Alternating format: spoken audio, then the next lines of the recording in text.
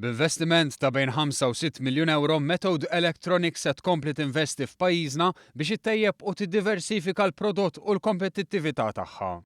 Investiment li kif innota l-Prim Ministru Joseph Muscat se jħares l-ewwel net lejn is-settur ta' printed circuit boards. Investiment li se jġib il-bżonn ta' kwalità ta' xogħol għolja b'faċilitajiet speċjalizzati. B'hekk il-kumpanija tkompli tgħaddi minn dak imsejjaħ low value added għal high value added. Dan il-proġett mistenni jitlesta sa' Ġunju 2017.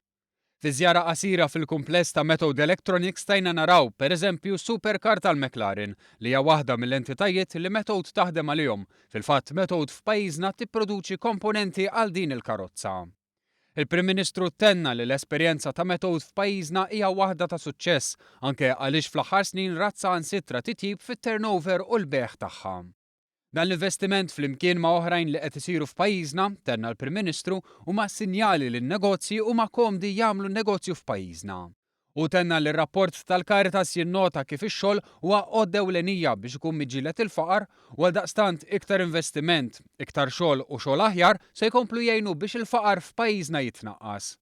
Min-naħa tiegħu il-Viċi President ta' Methode Dr. Joseph Elias Kuri innota li din il-kumpanija timpjega mal-1200 persuna u tenna li jinsab sodisfatt bl-ambjent u r-riżorsi li Malta qed toffri biex din il-kumpanija tkompli teċċella f'ħidmietha.